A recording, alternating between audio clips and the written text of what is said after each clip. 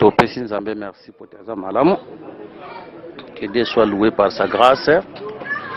Banda qui n'a pas enseignement au banda premier jour. Si akomisi biso na yango na suka. Que Dieu soit loué. Nzamba zalokumu par sa grâce. Moni makambo ebele na kati na yango concernant les 7 paroles de Jésus-Christ. Que Dieu soit loué. Je crois to simba ki banda première parole, deuxième, troisième, pe tokoma ki nango ti na 7e parole. Nzambe azwa lokumu, azwa kembo pona nyonso o ebi no sala kati na biso. To péché merci. Assista ki biso tika ki biso te. Tozo ramasser ba élément o esalamaki après mort ya Jésus pour tout to komi da na suka to silisi yango, so to ramasser ba élément o ezo sala matango Yesu akufi. Ba élément o eza ko se passer wana tango to pousser cri ba élément o eza ko se passer na suka yango tolingi toyeba na kosimba yambo tobondeli. Seigneur Jésus to picho merci yo bandaki so libandeli enseignement utambolaki na biso pe comme si biso na suka oyebaki na kopesa biso liteya oyebaki na koteya poza reconnaissant liboso na yo. Merci Nzambe na bomoi. Nous te recommandons cet enseignement entre tes saintes mains. Tudin koloba na tina na yo zala Nzambe ya koloba zala Nzambe ya ko enseigner milobela miteya béni cet temps. Que cet enseignement et mamakasi na kata peuple ko relever wo akweyaki Yesu ko pesa so makasi na kati na biso au nom de Jésus. Amen. Toza na mukanda ya Matthieu. Je crois que les mains belé mais ce qui to kwa koloba nyonso tolobeli mais soto koloba nyonso te tolobela o tolobela poto fito komi na biso presque na suka. To ana mukanda ya Matthieu chapitre 27. Matthieu chapitre 27, Tobandi na verset 50. Jésus poussa de nouveau un grand cri et rendit l'esprit. Ce qui te bandana verset 46, Bilolobi, et vers la 9e heure, Jésus s'écria d'une voix forte, Eli, Eli, lama sabakatani, c'est-à-dire, modé, pourquoi m'as-tu abandonné? Quelques-uns de ceux qui étaient là, l'ayant entendu dire, il appelle Eli. Et aussitôt l'un des courut prendre une éponge qu'il remplit de vinaigre et l'ayant fixé à un roseau, il lui donna à boire. Mais les autres disaient, laisse, voyons si Eli viendra le sauver. 50. Jésus poussa de nouveau un grand cri et rendit l'esprit. 51. Et voici le voile du temple se déchira en deux depuis le haut jusqu'à bas.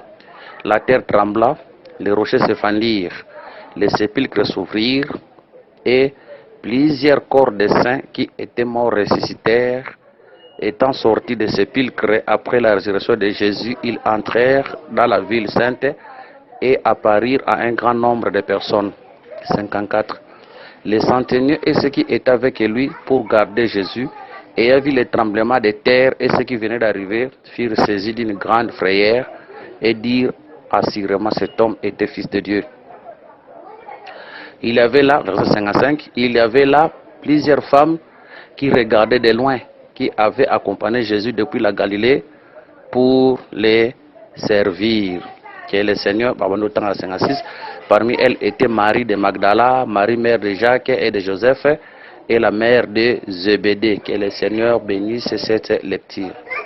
Ok, gloire à Dieu. Tout ça va élément oyo ebaki na ko se passer après la mort de notre Seigneur Jésus-Christ à la croix. La première des choses, dans le verset 54 à 55. 54 à 55, les centeniers et ceux qui étaient avec lui pour garder Jésus ayant vu le tremblement de terre et ceux qui venaient d'arriver furent saisis d'une grande frayeur et dirent assurément cet homme était fils de Dieu. 55.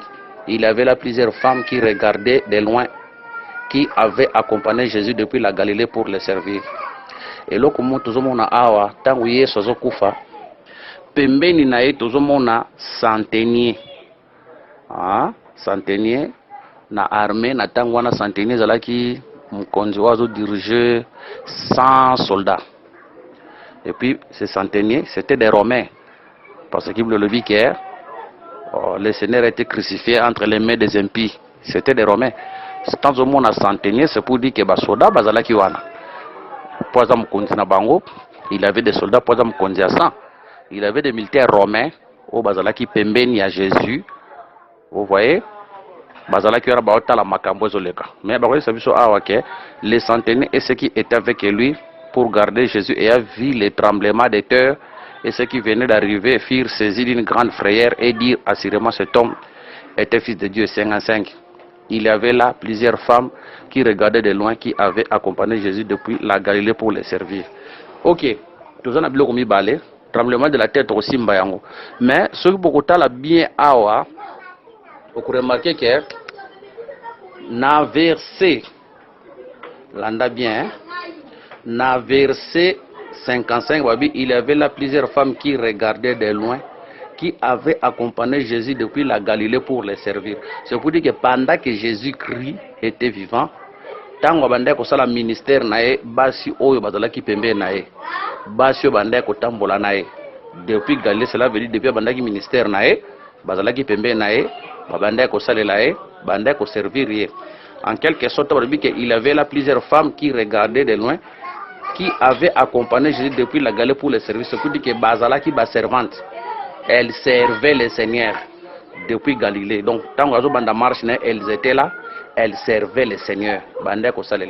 Mais tandis que pendant que ces femmes servaient le Seigneur, les centeniers romains, Nabasoda ou Bazala qui permet à Jésus,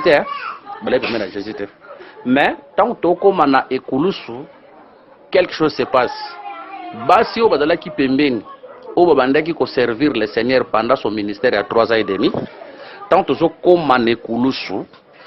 tant Jésus a zokufa basi o bazala ki pembeni babande ko servir bakomi kotala na musika bakomi musika baota de loin mais ba centenaire romain oza mupagano romain oyo aza empire selon la loi incirconcis selon la loi oyo azala ki pembeni te mais aza ko se retrouver pembeni ya croix en face ya Seigneur. Que Dieu soit béni. Je crois bobaza na miso ba moni yango déjà.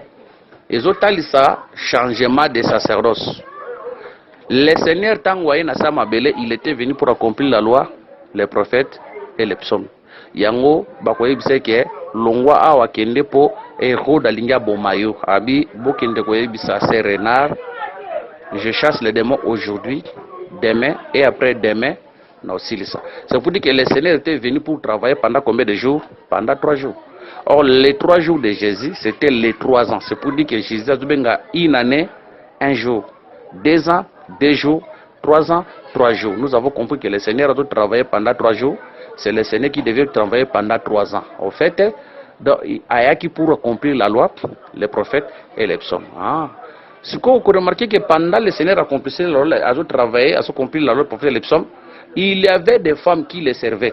Basi Oyo, Tozobango, Awa, comme la maison d'Israël, au Bazalaki Nakata sacerdoce. Parce que au Bossanate, Jésus, tant que travaillé, na 3 jours, et il s'accapait tout le temps de la loi, des prophètes et des psaumes. Donc 3 jours, on sera tant on a la loi, les prophètes et les psaumes. Alors Basi Oyo, Bazo symbolisait la maison d'Israël. Oyo bazalaki ko servir nzambe na kati ya sacerdoce lévitique zomona parce que bangonde bazalaki pembeni yango Ephésiens de Kolobake il est venu annoncer la paix à nous qui étions loin et à ceux qui étaient près c'était la maison d'Israël. Omoni ces femmes ici représentent la maison d'Israël qui servait les seigneurs, qui étaient près du Seigneur, qui étaient dans les sacerdoces. Mais les centenaires romains, oyaza empire par rapport à Mobeko, parce que biso bikolo par rapport à Mobeko, tozalaka ba empire. C'est pour dire que les centenaires romains zalaka pembe na Yesu te. Tozalaka musika ya Yesu. Mais à la croix quelque chose va se passer.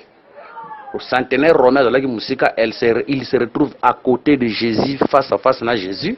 Mais basio bazalaki pembe na Jésus bazako se retrouver musika baota na musika. Donc c'est ça le changement des sacerdoces. Bato bazalaki pembeni bake musika, bato bazalaki musika baye pembeni. Bato bazalaki na kati baboka mi libanda, bato bazalaki libanda bakoti na kati. Ok, tolobi ke Israël azalaki pembeni, mais na ekulusu ezosala ke Israël lelo akoma musika, mais biso oyo tozalaki musika tokoma pembeni. De Matthieu chapitre 20 verset 16 les premiers seront les derniers et les derniers seront les premiers. Banani ba oyo bazalaki les premiers, c'était la maison d'Israël. Vous voyez, c'était la maison d'Israël. Ba onde bazalaki les premiers. Banani oyo bazalaki les derniers, ezalaki nde biso. Ezalaki nde biso bikolo. Que le Seigneur bénisse, mais l'œuvre de la croix ezosala ke biso ba oyo tozalaki les derniers, tozalaki musika, toyeba na kozwa place lelo tokoma les premiers. Que le Seigneur Jésus-Christ nous bénisse. Ce que tu retournes à son mutuna pour na koloba ke banani bazalaki les premiers. Nous disons que bateau bazalaki les premiers, c'était Manassé. Banani bazalaki les derniers, bateau bazalaki les derniers, c'était qui? Les derniers c'était les derniers c'était qui? Les derniers c'était Ephraim. Vous remarquez que Joseph aki na bana mibale, na kata bana mibale na ye azalaki na Ephraim pe azalaki na Manassé. Ephraim nde mwana ya liboso ti.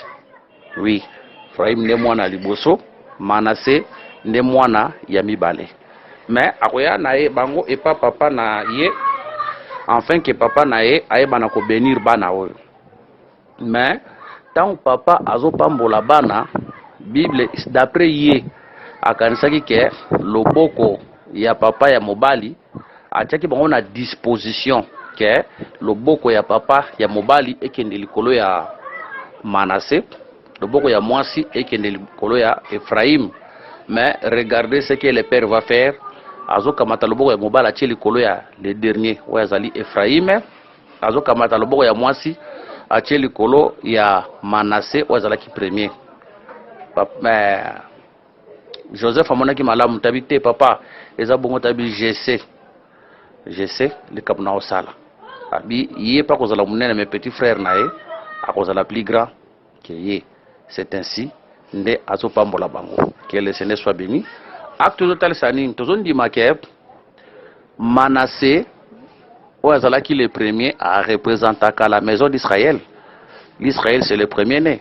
Selon Exode chapitre 4 verset 22, okoyoka Nzambe azoyebisa Moïse abi va dire à Pharaon de laisser Israël mon fils. Israël est mon premier né. Nzambe azobenga Israël premier né na ye. D'autres lobi ke Manassé oza premier né azo représenter la maison d'Israël. Tandis que Ephraim oza leki azo représenter nous les nations. Donc Israël c'est lui qui était le premier.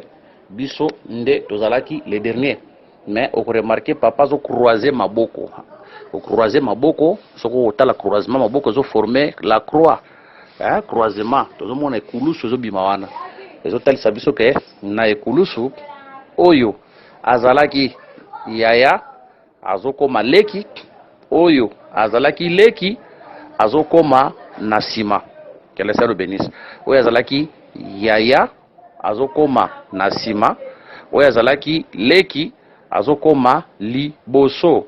Remarquez eloko moko écriture zoloba Deutéronome chapitre 33 verset 17. Deutéronome 33 verset 17. De son taureau premier-né, il a la majesté. Ses cornes sont les cornes du buffle. Avec elles, il frappera tous les peuples jusqu'aux extrémités de la terre. Elles sont les myriades de Phaïm. Elles sont les milliers de Manassé. L'année écriture bien. Et pas Ephraim, Bazoloba, elles sont les myriades d'Ephraim. Et pas Manassé, Babi, elles sont les milliers de Manassé. Or, myriade, na million, tout le monde a différence, c'est pour dire que tant que ça myriade, les autres ça peuple est belé, koleka. Donc, est belé makasi, koleka. Ok. Il y a un autre remarqué que Israël na bikolo, on remarque Israël, azaka une famille. azaka une famille. C'est ça les milliers. Mais tant tokoya et pas ya biso bikolo kuna ba myriade nde totala mabota ebele we bimi tozwi na RDC, tozwi na Angola, Rwanda, Tanzanie, France, partout wana peuple nzambe bazali, partout wana peuple nzambe, partout wana toza telema ebele. Mais Israël ezaka nation moko, c'est ça les milliers. Mais tant tout le monde a les myriades, c'est ça les nations où toza telema ebele. Que le Seigneur nous bénisse. Notre dit que à la croix ezosala ke yaya oyo azalaki liboso azonga sima leki oyo azalaki na sima ayeba na kota liboso. Que le Seigneur Jésus Christ nous bénisse. C'est ce qui se passe. Donc basio bazalaka na Seigneur oyo baservaka ye pendant tout le temps de son ministère. Mais tant comme on a croix pour te dire que les 3 ans de Jésus ezotalisa le temps de la loi, des prophètes et des psaumes.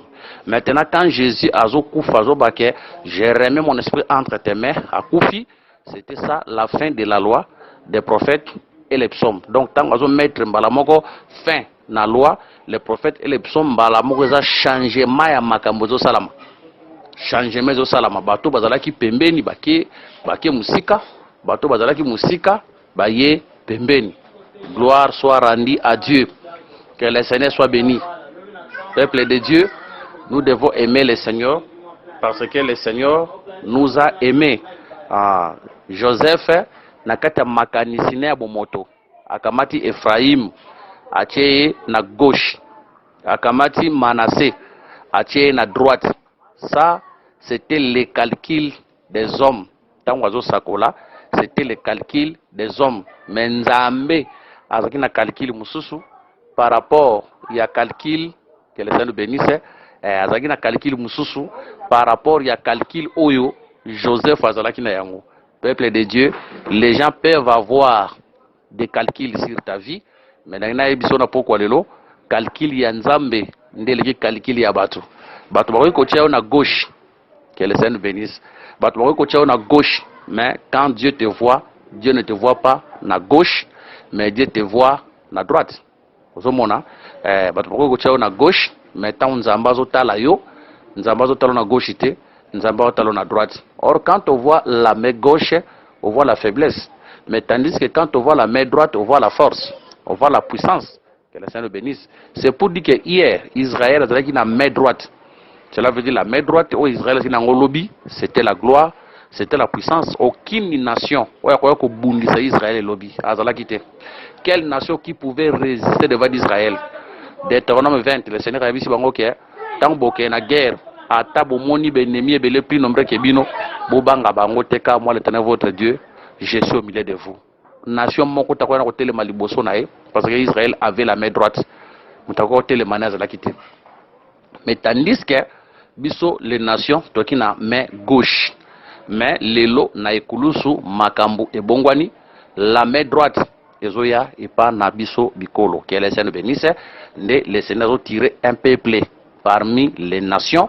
Des peuples wana des ecclésia qui a la main droite aujourd'hui. Même physiquement boyé, on remarque que Israël lelo a même une position de faiblesse par rapport aux nations. A même une position de faiblesse, a le sous une position où Azala qui n'a ngolobité. Israël lelo a na position il y a faiblesse. Ça c'est l'œuvre de la croix. Et qui n'a permettre bongo que les Seigneur bénisse. Voilà pourquoi on peut s'appeler conseil pour dire que na ba papa nyoso ba para nyoso o bazana bana tangu ozana bana na kati ya ndako kosala makambo lokola Joseph te na kati ya bana il faut kobondela Nzambe ayeba na kotalisa yo mwana na mwana oyeba mwana moko moko il faut bongo que le Seigneur nous bénisse. Même dans les ministères ici je prends Joseph comme un père dans les ministères qui a des fils Ephraim Aza Manassé Azali. Attention, on peut utiliser mutu na mutu, c'est le grâce nae. On peut utiliser mutu na mutu parce que tu as Ephraim, na Manassé, na Joseph, le père dans le ministère. Moni, nous avons le père dans le ministère, dans la maison. Nous avons Ephraim, na Manassé, le bana, na kata sacerdoce. C'est pour dire qu'un père, il faut abonder l'anzambatel, c'est mwana moko na moko. Et puis un père a utilisé moana non par rapport à ce qui est n'engeni mais a utilisé moana nyoso par rapport à grâce o izakati nae Que le Seigneur nous bénisse. Pour le biquet, papa a utilisé Rabana, c'est l'eau grâce. A utilisé Rabana, c'est l'eau qui est au moni wa yaka kala. Oya yaka kala, oya botami kala, kata makamanzambe, oya yesima, topesa o wana sala, o totika, isa bongo tena kata makamanzambe. Mutoko ya leo nakata makamanzambe, grâce nzambe peli makasi kati nae. Donc dans l'œuvre de Dieu, un père doit être sensible à la voix du Saint-Esprit. Dans l'œuvre de Dieu, un père a utilisé Batouté parce que Oyaki Kala non. Dans l'œuvre de Dieu, le père doit utiliser les enfants par rapport à la grâce. Parce que yepo na ye, il fallait qu'il Manassé à liboso. Mais tant que Jacob a non, Manassé te, ça veut dire que Jacob a regardé les deux, a la grâce ma casse na kat Ephraim par rapport à Manassé. Manassé c'est la grâce, mais a la grâce na kat Ephraim et l'équipe ma casse. C'est pour dire que dans l'œuvre de Dieu tous, nous avons la grâce. Tous les serviteurs, nous avons la grâce. Mais seulement quand un père veut utiliser bananae na katia musala a utiliser bana non selon ancienneté mais a utiliser mwana na mwana par rapport à grâce nzamba cha kati nae. Que le Seigneur nous bénisse. A utiliser mwana na mwana par rapport à grâce nzamba cha kati nae. Lingulo bakaka teke lokola muto ya banda kala na kata makamanzambe a umela oya yesima baka mataka oya ya kala bacha epo ya kala. Mais peut-être kotala esiko bazuko ni chai wana grâce penza azana ngote grâce wana batu che penza na place wana ezate mais lokola kaka ya kala bacha na place wana non il faut utiliser mutu na mutu par rapport ya grâce oyo nzambe aebi kotia na kati nae. On remarque que Paul ayaka après mais on remarque que grâce kati nae ipela makasi mais on remarque que bapôtre bazala pe contre été. Donc, nous devons être sensibles dans l'œuvre de Dieu. Tutika mutu na mutu a sala musala par rapport ya esika oyo nzambe a bengelie. Que le Seigneur soit loué. Wana tozui eloko liboso. Deuxième des choses. Matthieu 27, verset 50. Jésus poussa de nouveau un grand cri et rendit l'esprit. 51. Et voici le voile du temple se déchira en deux, depuis le haut jusqu'à bas. La terre trembla, les rochers se fendirent, les sépulcres s'ouvrirent, et plusieurs corps des saints qui étaient morts se ressuscitèrent. Étant sortis des sépulcres, après la résurrection de Jésus, ils entrèrent dans la ville sainte et apparurent à un grand nombre de personnes. Deuxième élément. C'est pour dire que tout le monde, quand le Seigneur a zokufa nekulusu, tout le monde a le tremblement de la terre. Tremblement de la terre et au talisam. Que le Seigneur nous bénisse. Tremblement de la terre et au talisam. Ok. Tangu to kende na Sinaï, tu remarqué eloko moko ezoleka na Sinaï. Toza na Sinaï, tokomona eloko moko ezoko se passer na Sinaï. Toza na mukanda ya Exode chapitre 19 verset 18. La montagne de Sinaï était tout enfumée parce que l'Éternel y était descendu au milieu du feu. Cette fumée s'élevait comme la fumée d'une fournaise et toute la montagne tremblait avec violence. Ok. Exode 20 18. Tout le peuple attendait les tonnerres et le son de la trompette. Ils voyaient les flammes de la montagne fumante. À ce spectacle, le peuple tremblait et se tenait dans l'éloignement. Ok, toujours verset 18. Quand le Seigneur a quitté la montagne de Sinaï, la Bible dit que la montagne tremblait. Vous voyez? La montagne tremblait. Or, montagne à Sinaï est-elle le temps de la loi, le temps de la colère? Tango nzamba zalaki lion. Ozomona, tango nzamba zalaki lion, tango nzamba zalaki crocodile. Nzamba bandai ko boma, c'est le temps de la colère. Vous voyez? Quand on voit le tremblement ici, nous voyons le temps de la colère. Ce que tango ozomona, bazoe bisabiso que la terre trembla. Terre ezo tremblé. Ba rocher ezoye banako se fandir. Dans rocher et pasuki. Ozomona, wantuza na chapitre 27 nazongeli yango balobi biso boyeke balobi que la terre trembla, les rochers se fendirent, mabanga ebi na pasuka, les sépulcres s'ouvrirent et plusieurs corps de saints qui étaient morts ressuscitèrent. Donc mabele ebi na ko trembler. Totalisa nanu ke tant au monde a tremblement, to misi tremblement c'est la colère. Mabele tango ko trembler, eza biloko mi balé, mi sato. Mabele zo tremble, mabanga ezo pasuka, moni mabanga ezo pasuka, et puis mabanga tango ezo pasuka, ba sepulcre ya ba santu ezo fungwama. Tango ezo fungwama, to moni ba saint oyo bakufaki basali nini basekwi, que le Seigneur nous bénisse. Ba santu bakufaki basekwi. Tozo talisa nanu ke mabanga mabele oyo ezo tremble oyo, total si tremblement comme la colère. C'est pour dire que Nassé à Mabele, il y avait des saints qui étaient enterrés. Mais pour que les saints wana babima, il fallait que Nzamba faire trembler la terre. Ce qui Mabele est à trembler, ce qui Mabele lengi, nde bato bazalaki Nassé à Mabele bakobima. D'ailleurs, et loko ezosala que centenier romain andima, tango azomona mabele trembler. C'est pour dire que tremblement de la terre. Ndenge Nzamba lengisi mabele à faire trembler la terre. Ndé loko zosala que centenier romain andima. Que le Seigneur nous bénisse. Ok. Ici nous prenons la terre où bazo faire trembler comme l'ennemi qui a été jugé à la croix. Parce que n'oubliez pas, basanto bakufa ki bazala ki retenu sous la terre. Les saints étaient retenus sous la terre. Maintenant Dieu devait faire trembler la terre. Afin que les saints, au bazalaki na kati ya mabele, babima, le temps où centenaire romain comme on a bongo kondima. Tolobi que la terre c'est tout un ennemi, les tremblements c'est tout un jugement. O nzambazo kitisa likolo ya mabele. Or mabele toroba c'est tout un ennemi, que le Seigneur bénisse. Mabele c'est tout un ennemi. Oyo nzambe azo bimisa, azo faire juger. Tant nzambe ako juger munguna. Donc jugement ya nzambe likolo ya munguna nde ezosala ke ozomona jugement ya nzambe likolo ya munguna nde ekosala ke basanto bazalaki retenu captif na kata séjour de mort baye bana kobima. Nous disons que le diable a tout ça mabele comme le diable oya kangaki l'humanité tout entière na kata via lisumu na kata via kufa. Mais quand le Seigneur était venu, il était venu pour juger la terre, cela veut dire juger l'ennemi. À la croix, l'ennemi a été jugé. Ne biso to kangola mi to bimi na kata séjour de mort, to vie.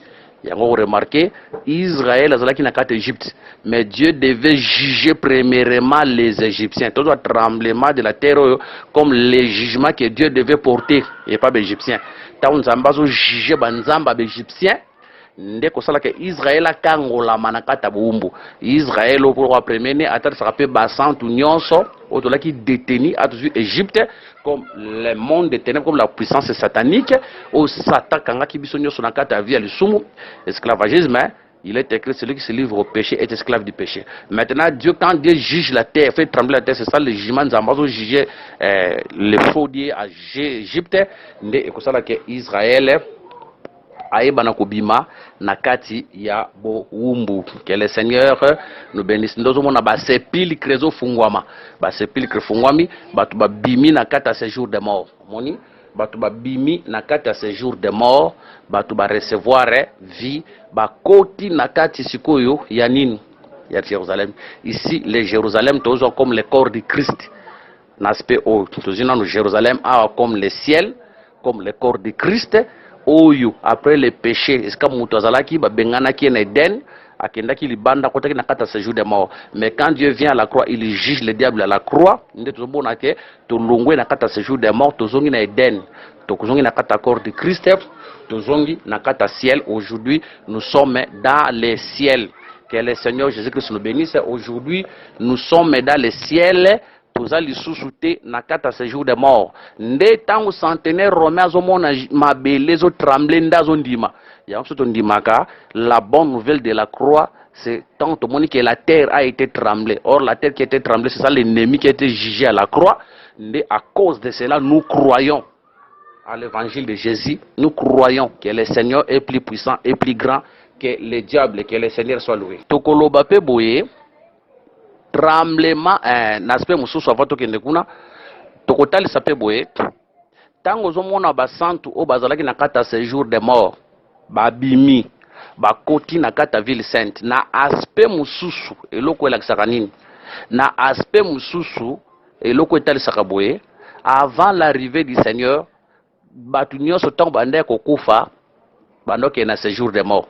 Ezala ba Abraham, ezala ba Samuel, tout le monde bandoke na kata séjour de mort. Ozomona, na ancienne alliance, muto na capacité ko invoquer esprit ya muta kufa abimisi yango. Nde tout le monde bazo invoquer esprit, même ya Samuel et pas magicien Andor wana. Azobi na 1 Samuel 28, Samuel azobima. Moni, c'est pour dire que dans l'ancienne alliance, le diable a dit qu'il y a beaucoup de le cola bateau en est c'est pour dire que misa muta kufa. Azalaki donc bateau soit donc il y a 4 séjours de mort.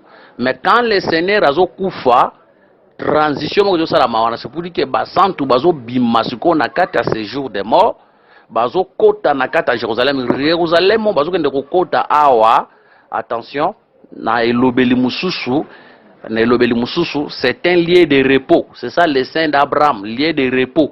Oyo, bazako kende kokota ba pema en attendant l'évangile teyama, afin que le nombre complet ya ba frère na biso tokoka enlèvement et salama. C'est pour dire que lelo tangu liwe zo salama tozana délié. Ba oba ok na séjour de mort wana bango na bango. Lero mosantu soka kufi akende susu kuna na séjour de morte mosantu le soka kufi aza nesika kendaka. C'est ça le lieu de repos, c'est ça le saint d'Abraham. Lelo okoki jamais kokende ko invoquer obimisa molimo ya mosantu c'est impossible. Mais dans cette alliance c'était possible. Mais tant Christ azokufa kata eloko wana. Donc lelo soki kosala ba invocation obimisa molimo ya Pierre ekobimate. Soki kosala invocation obimisa molimo ya Paul ekobimate. Ce que c'est l'invocation de Samolimo, il y a un serviteur de Dieu, un chrétien, et Kobimate.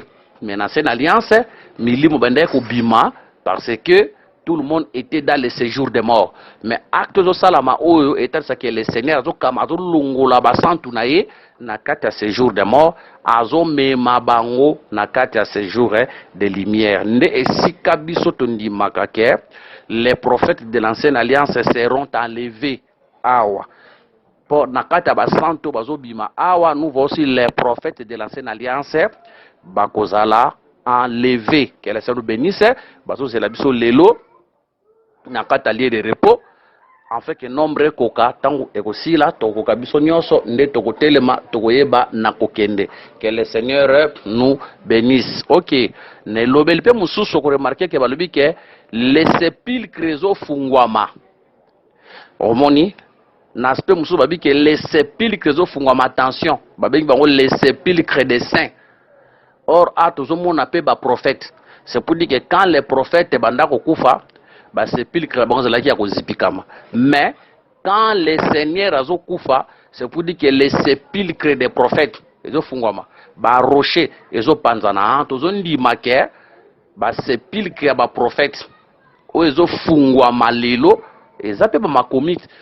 Vous voyez, c'est pour dire qu'aujourd'hui, la mort du Seigneur, c'est qui est rocher panzana, et c'est qui est sépulcre et fungwama. C'est pour dire qu'aujourd'hui, il y a ko bombama, il y a ko bombama et comme dévoilé. C'est pour dire qu'aujourd'hui, il y a ko bombama, et il y a ko bombama la mort de notre Seigneur Jésus-Christ à la croix, et c'est qui est ba sépulcre ya ba prophète fungwama. C'est pour dire que le Seigneur était venu pour ouvrir oye bomba donc ko fungwama ba sépulcre wana ezaki kotarisa ke ba secret oye bomba maki ba révélation ba mystère oye laki na kata ba sakoli le Seigneur a fungola yango à la croix de Golgotha. Aujourd'hui il y a sous un secret mon côté parce que tous les secrets ils ont révélé par la mort de notre Seigneur Jésus-Christ. Quant à la prophétie, tremblement wana ezotalisanini. Quant à la prophétie, tremblement wana toza précisément na 6e saut. Apocalypse chapitre 6, 7, tozu verset 16. Apocalypse 6, 16. J'ai regardé quand il ouvrit le 6e sceau, il y a un grand tremblement de terre. Le soleil devint noir comme un sac de craie. La ligne entière devint comme du sang. Dans la prophétie, le tremblement de la terre Oyo, Ezota Lisa, le jour de l'éternel. La prophétie, et c'est le jour de l'éternel. Précisément, Awa, nous avons la bataille d'Armageddon. Le jour de la grande colère de Dieu. Où il s'est déchaîné na se ya mabele. Mukolo kanda ya nzambe ekoyeba na ko se déchaîner na se ya mabele. Que le Seigneur nous bénisse. OK, et ko se déchaîner na se ya mabele. Tango zomo na mabele zo trembler, c'est le temps de la colère, c'est ça le jour de l'Éternel. Tango zomo na rocher ezo pasuka, vous remarquez na prophétie rocher o tango zo pasuka, tozaka na Apocalypse. Remarquez Apocalypse chapitre 6. Remarquez eloko o ezotalisa rocher oyo na prophétie Apocalypse 6 verset 14. Remarquez toujours verset 16. Voilà verset 15. Les rois de la terre, les grands, les chefs militaires, les riches, les puissants, tous les esclaves et les hommes libres se cachèrent dans les cavernes et dans les rochers des montagnes. Et ils disaient aux montagnes et aux rochers, tombez sur nous et cache-nous devant la face de celui qui est assis sur le trône et devant la colère de l'agneau. Verset 17. Car le grand jour de sa colère est venu et qui peut subsister. Sauf dans verset 15. Les rois de la terre, les grands, les chefs militaires, les richesses et tout. Bazo luka refuge pas à rocher. Or rocher na bango na tangwane ko za l'antichrist. Parce que rocher za la kanzambe, rocher za nzambe. Qui est l'éternel, si ce n'est que notre Dieu. Qui est Dieu, ce n'est que notre rocher. Donc, nous avons des rochers. Mais, rocher peut amoulir les alliés. Donc, ça, tu n'as pas de la rocher. Donc, faux appui, faux fondement.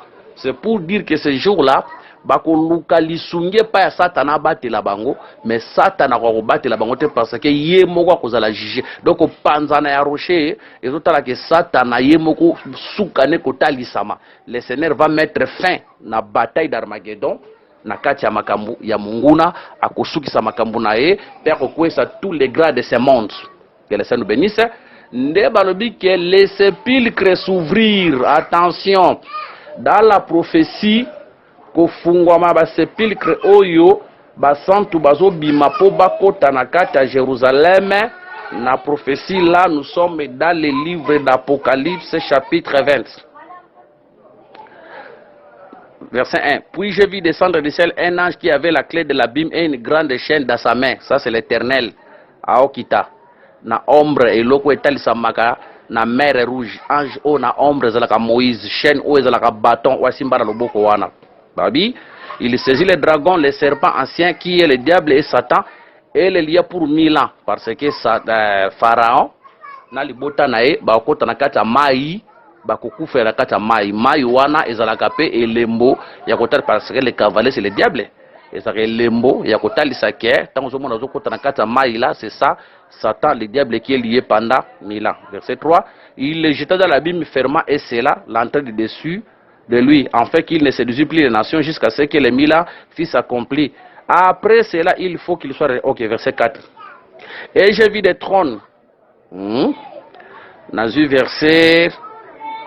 Ok. Et j'ai vu les trônes, verset 4. Et ceux qui y assirent furent donné le pouvoir de juger. Et j'ai vu les âmes de ceux qui avaient décapité à cause du témoignage de Jésus et à cause de la parole de Dieu, et de ceux qui n'avaient pas adoré la bête ni son image, et qui n'avaient pas reçu la marque sur leur front et sur leurs mains. Ils y revirent à la vie et ils régnèrent avec Christ pendant 1000 ans. Yango tolobi ke kofungwama ya ba sepulcre oyo na prophétie, c'est ça la première résurrection. Verset 5. Les autres morts ne revirent point à la vie jusqu'à ce que les 1000 ans fissent accomplis. C'est la première résurrection. Tolobi ke na prophétie mabele ozomo na tremblement de la terre, c'est ça le jour de l'Éternel, c'est ça la colère de Dieu. C'est ça l'ennemi qui sera frappé avec tous les grades de ce monde qui seront frappés. Né après tout le monde va s'appliquer au fungwama, c'est ça la résurrection à basanto bakufa na grande tribulation. tango bakokufa bakosekwa omoni na prophétie olobi ke kofungwama basepulcre wana c'est ça la résurrection, la première résurrection. Basanto bakokufa na Israël na vierge folo bakotikala nde bakosekwa tango bazosekwa wana bazokota siko na Jérusalem. Jérusalem c'est ça les reines millénaires. Biso touti likolo c'est tant tokendaki tokiti na se bao bazosekwa nde tokutana na bango Jérusalem tokoti na reine millénaire toko régner na bango ensemble toko vivre na bango ensemble. Que le Seigneur Jésus-Christ nous bénisse.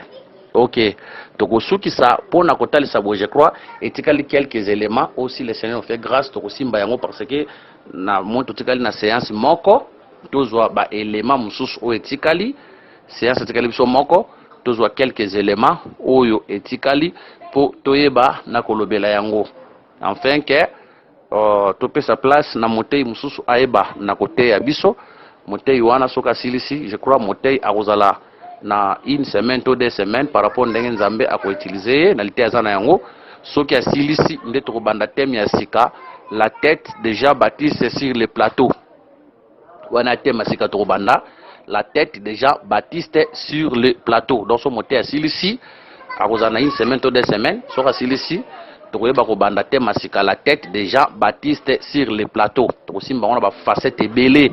Le Seigneur nous bénira. Batem ya koloba eza penza ebele. Le Seigneur sera au rendez-vous et il nous bénira. Toko soki sapona koloba boye.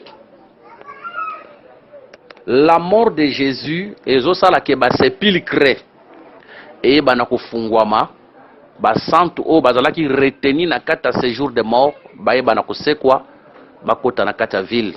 Nazondi misama lelo ke liwa ya Yesu et sekwisa biso sur le plan spirituel. Tosi to c'est quoi to kota na kata bokonzi nzambe tozonga na kata Eden. Que le Seigneur nous bénisse. Mais plusieurs personnes peut remarquer bato bakufa ki pona nini c'est à cause de la désobéissance. Plusieurs personnes peut lelo aza physiquement boé mais sur le plan spirituel makambo na ebele eza retenu na ya kokufa. Physiquement ça vivant mais makambo na ebele ya kokufa. Musala neze ya kokufa, libale ya kokufa, ba projet ya kokufa, voyage ya kokufa. Mais ce soir, que Jésus-Christ est capable de tout dans ta vie. Sa mort, et c'est là que bato bakufa c'est quoi? Bamona bango. C'est pour dire que babanda ko mona bango lisusuté, mais mort ya Jésus, et c'est là que bato banda ko mona bango lisusuté, bamona bango. Pour le dire que il vit bamona ki bango. Nazondi misamake la parole que le Seigneur Jésus-Christ a memé la biso ezana makokia comme ma visibilité sur na kata vie na yo et ana makokia comme ma résurrection. Crois seulement la parole tambo na vie ya sanctification tambo na vie ya kobanga nzambe kota na vie de sacrifice kota ba prière kota ba jeûne. Nzambe azara makokia kosekwisa musala na yo. Nzambe azara makoki ya kosekwisa libala na yo. Nzambe azara makokia kosekwisa fiançailles na yo. Ana makokia kosekwisa yo. Ana makokia kosekwisa makambo sokufa na kata vie na yo. Parce que plusieurs personnes vivent mais makambo ko sa lesengo na bango sekufa. Eza disparu et mona na lisusu te. Ekufa. Et comment kolela na kolela mais je te dis ce soir que Dieu est capable de tout. Nzambaza na makoki ya kozongisa suzu esengo oyo zalaka nango kala wana yo bungisa. Nzambaza na makoki ya kosekwisa makambo esekufa kala na kata vie na yo. Ba makabo ya molimo zalaka nango sekufa. Dieu capable de les ressusciter. Babiki tango bakufa ki basekwa ki bamona ki bango nazondi maka avec Jésus-Christ la visibilité est possible. Dieu capable de te rendre visible. Okoko zalawana mais peut-être ça invisible personne ne te voit. Na kata famille mutamona kayote. Yota musuba mona kona ba matanga to na ba fête ya famille. Peut-être ba mona na photo. Ba telo na photo c'est muto azala kaka tilelo. Peut-être na kata photo. Ozali mais mutachaka yokate. Ozali mais oza invisible. Ezala ko la Jonas était azalaka vivant akufa te mais aza caché na kata lebumu ya mbisi. Oh, je crois. Il y a plusieurs personnes aujourd'hui physiquement zali, mais visible. Nazo que petit so comprendre sens nazo loba physiquement zali mais amona nakate, c'est pour dire que mutako ko cha ekate ata bazo mona ena bako cha ekate.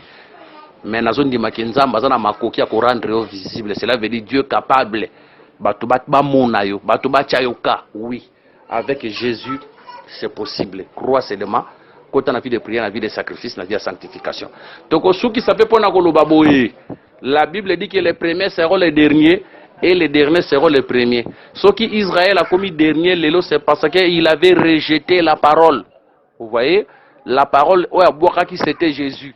Les rejets de la parole, c'est que Israël a comme les derniers, bisoto comme les premiers potondimi.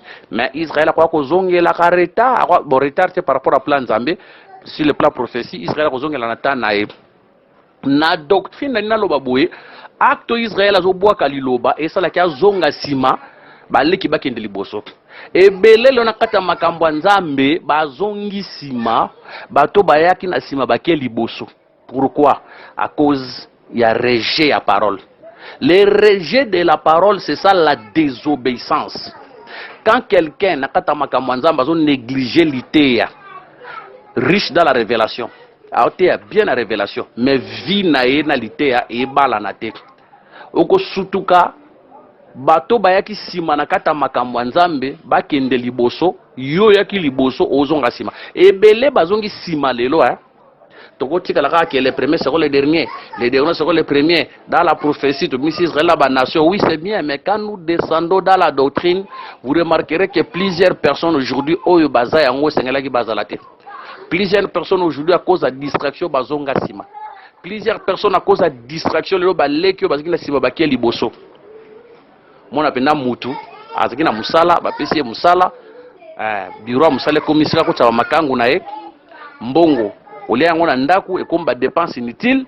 Mais vous remarquez lelo musala ezaka susu te azonga sima, mais petit mo azalaka pembe na ye ayebi ko économiser azobanga nzambe akomi liboso asombi lupango asombi mutuka ajara compte bancaire. Mais yo mukolo oyo bandaka liboso, frères et sœurs, nous devons demander à Dieu la force ya kozala sérieux na vie, ya kozala sérieux na kata makambo nzambe. Et ara makambo ebele to sala lelo ozomona ngo esengo meyeba ke ko retarder you. À des fois muto linga kende liboso doit payer un prix, doit accepter la vie du sacrifice. Soki Joseph andimaki accoucher na mwasi ya Potiphar alinga kende liboso te. Donc la vie chrétienne c'est la vie de sacrifice.